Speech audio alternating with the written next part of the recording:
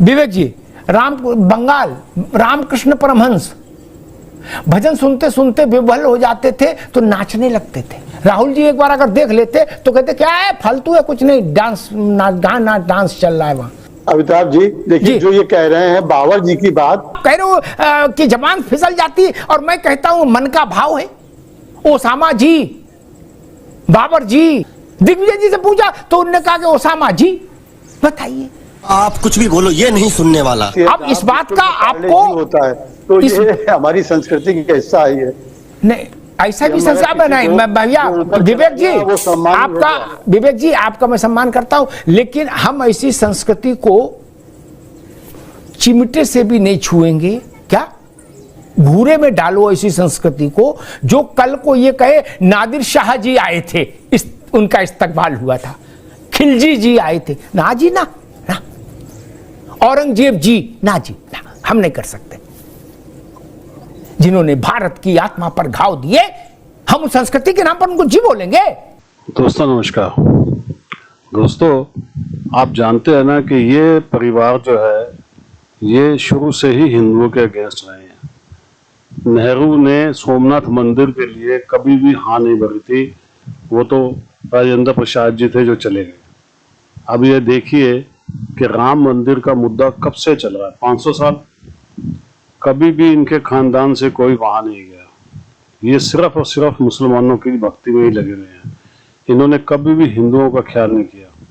और जब इलेक्शन आते हैं तो ये अपने कोट के ऊपर जिनेऊ पहन लेते हैं, ये कहते हैं जी हम हिंदू हैं। अब बताइए इससे बड़ा झूठ और क्या होगा। कितनी धूल झोंकते हैं ये हिंदुओं की आंखों में। ये सोचते हैं कि लोग बेवकूफ हैं।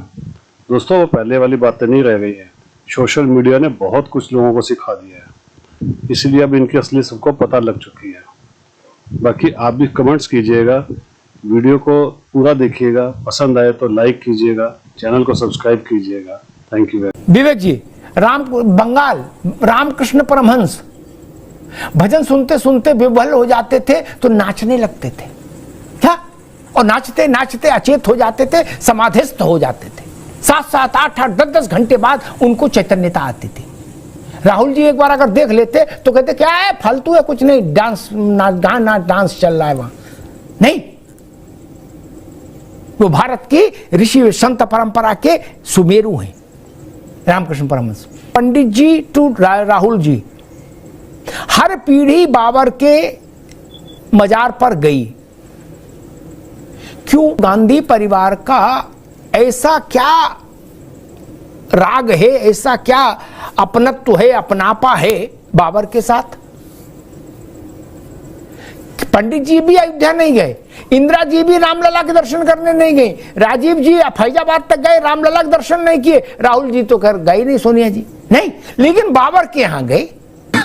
सही पकड़े हैं। तो राम जी के लिए जो राहुल जी की बात आप शब्द कह रहे हैं, हो सकता है उनके शब्द कहना कुछ चाह रहे हो, कहे कुछ और गए हो, लेकिन उनका आशय नाच गाने से ये था कि वहां पे राम जी के चरित्र के अनुसार वहां पे आम आदमी की जो मौजूदगी होनी चाहिए थी वो नहीं थी। और अगर देखिए, आप बात करते हैं, जो अभी अरविंद जी ने भी बात कही कि हम लोकतंत्र में हैं। नहीं, लोकतंत्र विवेक जी, वो लोकतंत्र से बड़ी बात कह रहे हैं। वो जो दूसरा तंत्र बता रहे हैं कि जवाहरलाल जी से लेकर राहुल जी तक सब बाबर के मजार पर गए और वहां अकीदत पेश की, अगरबत्ती और बताशा चढ़ाए, लेकिन आप कोई भी इनमें से ₹1.25 का बताशा लेके दोने में और एक धूप बत्ती दिया लेके अयोध्या नहीं गया। ये सवाल नहीं पूछे अमिताभ जी। देखिए, जो ये कह रहे हैं बाबर जी की बात, बाबर जी नहीं भाई, अरे बाब कहां को काहे बाबर से डर रहे हो? बाबर की बाजार पे जाने की बात कर रहे हैं तो मुझे कोई ऑथेंटिक जानकारी नहीं है, लेकिन जिन्ना जी के बाजार पे जरूर अडवाणी जी गए थे, उसको भूल गए। तू तो गया बेटे। जिन्ना इसी देश में जन्मा क्या? बाहर से नहीं आया था घोड़े पे तलवार लेके। इसी से जिन्ना के नाना और जिन्ना के बाबा दोनों हिंदू थे, मातृपक्ष पितृपक्ष, कन्वर्टेड था। जिन्ना और बाबर की तुलना मैं नहीं कर सकता, मैं इतना मूर्ख थोड़े न हूं। बाबर इस देश में किसी रूप में स्वीकार्य नहीं। आपकी आप अभी यही है, आप कह रहे हो कि जबान फिसल जाती, और मैं कहता हूं मन का भाव है। ओसामा जी, बाबर जी, कुछ तो कनेक्शन है। ब्लूटूथ ऑन कैसे हो जाता अचानक से? देश में किसी से पूछे बाबर कहेगा, वो बाबर जी क्यों कहेगा? दिग्विजय जी से पूछा तो उन्होंने कहा कि ओसामा जी। बताइए, आप कुछ भी बोलो ये नहीं सुनने वाला। अब इस बात का आपको होता है तो ये हमारी संस्कृति का हिस्सा ही है। नहीं, ऐसा भी संस्कार बनाए भैया। विवेक जी आपका, विवेक जी आपका मैं सम्मान करता हूं, लेकिन हम ऐसी संस्कृति को चिमटे से भी नहीं छुएंगे। क्या भूरे में डालो ऐसी संस्कृति को जो कल को ये कहे नादिर शाह जी आए थे, उनका इस्तकबाल हुआ था, खिलजी जी आए थे, ना जी ना, औरंगजेब जी ना जी ना, हम नहीं कर सकते। जिन्होंने भारत की आत्मा पर घाव दिए, हम उस संस्कृति के नाम पर उनको जी बोलेंगे? अपने साधु संतों से तू तड़ाक करेंगे, अपने धार्मिक प्रतीकों का अवहेलना करेंगे। नेहरू जी से लेकर राहुल जी तक और प्रियंका जी तक और प्रियंका से लेकर रॉबर्ट वाड्रा तक और रेहान तक, अगली पीढ़ी भी, कोई रामलला के दर्शन करने क्यों नहीं गया? मैंने तो कह दिया मिठाई ना सही, 1.25 रुपया का बतासा ही लेके चले जाते। उसके पीछे कोई तो योजना होगी। फैजाबाद तक सब गए, अयोध्या नहीं गए, दर्शन करने नहीं गए, और बाबर के यहां गए। ये गड़बड़ है बाबा। विवेक जी, 2 सवाल मेरे। देश के गायन और वादन के, संगीत के क्षेत्र के जो सर्वोत्तम प्रतिभाएं थीं, वो वहां रामलला को अपनी सेवा अर्पित करने के लिए वहां मौजूद थे। मेरे शब्द ये है, मेरा भाव ये है, और यही भारत का भाव। राहुल जी का ये भाव क्यों बना है कि डांस हो रहा है, नाच गाना चल रहा है? एक ऐसा तो गाना बज नहीं रहा था, मैं हूं डिस्को डांसर, ऐसा तो नहीं है। ये नैया बज रहा था, चिकनी चमेली, ना लैला ओ लैला बज रहा था, ऐसे गाने तो वहां बजे नहीं। नाइस। एक तो क्यों बोला? और दूसरा प्रश्न बड़ा वैलिड, प्राण प्रतिष्ठा के कार्यक्रम में वो 700-800 मजदूर और उनके परिवार भी शामिल किए गए थे, जो उस मंदिर को जिन्होंने आकार दिया है, और प्रधानमंत्री खुद उनसे मिले थे। सम्मान के साथ विशिष्ट दीर्घा में उनके लिए व्यवस्था की गई थी। विवेक जी, उसमें दलित भी था, उसमें पिछड़ा भी था, उसमें पीडीए भी था, उसमें आदिवासी भी था, गिरिवासी भी था, वनवासी भी था। फिर ये झूठ क्यों फैलाया गया कि किसी को नहीं आने दिया गया? ये सब जानते हैं कि इस शब्द को लेके राहुल जी का ये भाव नहीं था, और इस देश के किसी भी नागरिक का ये राम जी के प्रति भाव हो ही नहीं सकता है। किसी भी वर्ग का हो जो इस देश का वासी है, तो ये भाव नहीं हो सकता है, क्योंकि राम हमारे आराध्य हैं। अच्छा, राम जी का अपमान कोई नहीं कर सकता है। राम जी के अपमान की बात करने वाले वही हैं जो उनके ठेकेदार बनते हैं, जो उनके पेटेंट वाली बात करते हैं। विवेक जी, एक मिनट।